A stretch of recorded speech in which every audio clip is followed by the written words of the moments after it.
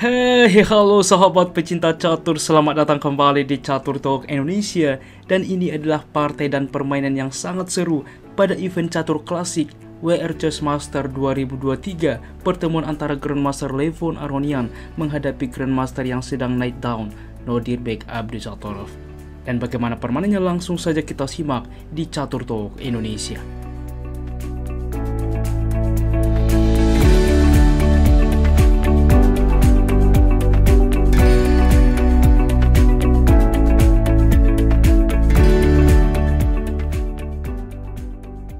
Baiklah teman-teman, di sini Levon Aronian sebagai pemegang buah putih memulangkah dengan pion ke 4 dan dibalas oleh Nodirbek Abdusattorov pion ke C5 pertahanan Sisilia.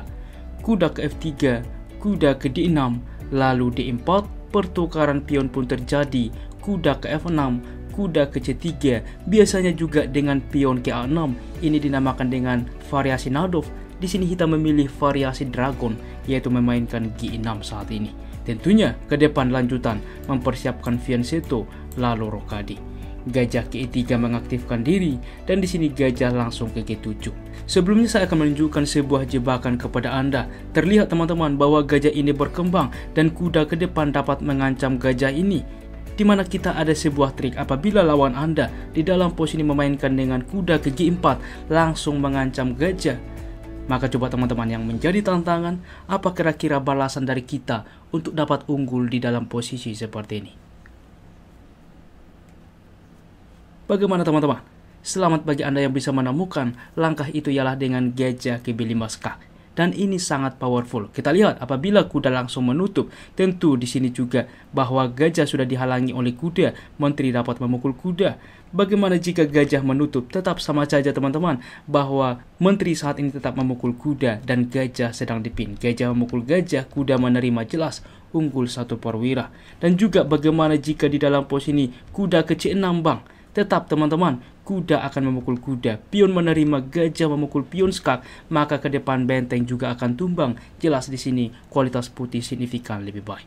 Dan tentunya ini adalah pengetahuan dasar, di mana pada pertahanan Sisilia cukup banyak juga teman-teman terpancing memainkan kuda ke G4.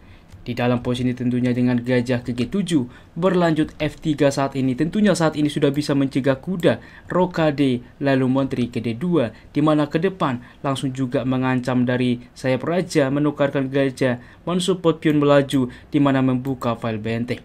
Kuda ke C6 saat ini, G4 fokus rencana mengetek, pion ke H5 menawarkan, dan G5 menolak, juga mengancam kuda. Kuda mundur ke E8 dan kita lihat teman-teman di dalam posisi setelah rokade bahwa gajah di sini walaupun secara komputer kita lihat cukup sebanding, tetapi kita lihat bahwa gajah tidak bisa aktif dari hitam dan kuda juga teman-teman di sini cukup pasif, sedangkan di sini gajah cukup aktif, begitupun dengan kuda yang dimiliki oleh Levon Aronian. Untuk itulah secara manusia dan juga secara posisi kita lihat teman-teman bahwa putih di sini lebih baik walaupun secara komputer menunjukkan bahwa ini cukup sebanding.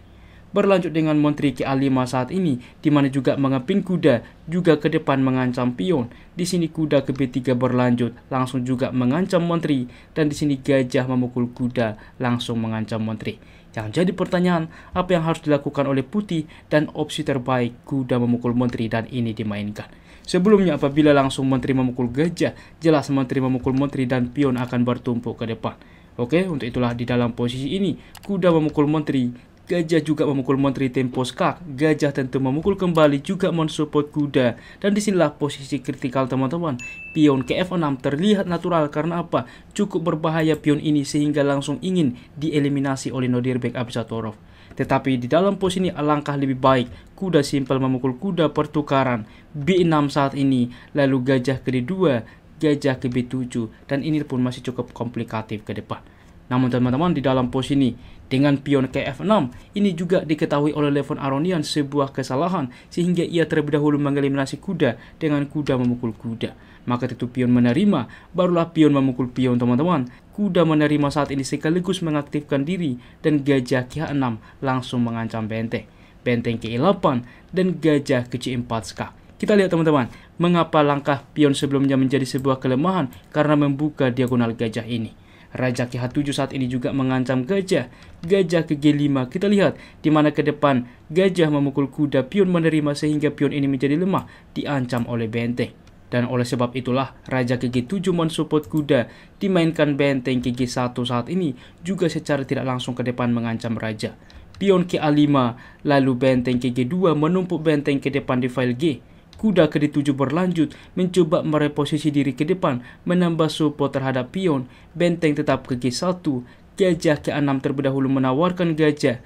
Gajah ke B3 menolak, di mana tetap mempertahankan diagonal ini. Kuda ke F8 berlanjut juga mensupport pion ke depan. Gajah ke D2, di mana juga teman-teman selain mengancam pion, juga saat ini membuka ancaman terhadap pion. Gajah ke C8 tentunya membuka benteng juga mensupport pion. Di dalam posisi A4 saat ini, apa yang harus dilakukan? E5 dicoba, maka gajah ke C3 langsung mengepin pion, di mana ke depan dengan pion ke F4 langsung juga memanfaatkan pinan dari pion. Gajah ke E6 berlanjut menawarkan gajah. Benteng ke D2 saat ini mengancam pion teman-teman. Gajah memukul gajah, pion menerima. Benteng ke E6 mensupport pion. Benteng ke D1 lagi-lagi mengancam pion. Benteng ke D8 mensupport pion. Dan barulah F4 saat ini. Langkah yang cukup penting teman-teman. G5 dimainkan menawarkan juga pion. Dan coba teman-teman Anda pause video ini, apa langkah sederhana yang dimainkan oleh putih, percaya atau tidak, yang membuat hitam menyerah di dalam posisi seperti ini. Bagaimana teman-teman? Selamat bagi Anda yang bisa menemukan. Saya harap Anda sudah mempause videonya, yaitu dengan F5, di mana langsung mengancam benteng. Dan di sini juga Nodirbek Abdusattorov menyerah pada partai klasik. Karena apa? Semisal kita lanjutkan, yaitu dengan benteng ke H6 misalkan juga tetap mempertahankan pion. Masalahnya di sini teman-teman, akan gajah memukul pion skak. Kita lihat pion sedang dipin, masalahnya benteng akan memukul benteng. Jelas di sini putih unggul kualitas. Dan demikian pun sebaliknya. Di dalam posisi ini benteng ke E8 mundur misalkan, maka di sini dapat dilanjutkan benteng memukul pion tetap teman-teman. Menukarkan, kita lihat di sini pion terancam, di sini juga gajah mengancam pion, pion menyelamatkan diri, gajah memukul pion. Kita lihat ada keunggulan 2 pion bebas ke depan dalam skala Super Grandmaster. Putih pastinya dapat memanage permainan untuk mengarahkan kemenangan. Sangat-sangat menarik bagaimana juga langkah demi langkah, pelan tapi pasti yang dimainkan oleh Levon Aronian dapat mengalahkan Nodirbek Abdusattorov, dan berikut adalah tingkat akurasinya. Ulasan permainan dari komputer menunjukkan bahwa tingkat akurasi Grandmaster Levon Aronian adalah 93,9% dan Grandmaster Nodirbek Abdusattorov 85,9%. Baiklah teman-teman, demikianlah ulasan catur hari ini, dan jika kawan-kawan suka dengan konten catur seperti ini, berikan kami like yang membuat kami semakin bersemangat lagi di dalam mengupdate konten catur menarik lainnya. Apabila ada saran ke depan, jangan ragu tuliskan di kolom komentar dan kami akan berusaha membuat requestan dari Anda. Salam Catur Talk Indonesia, sampai jumpa di video berikutnya. Keep sharing and keep loving. Bye bye.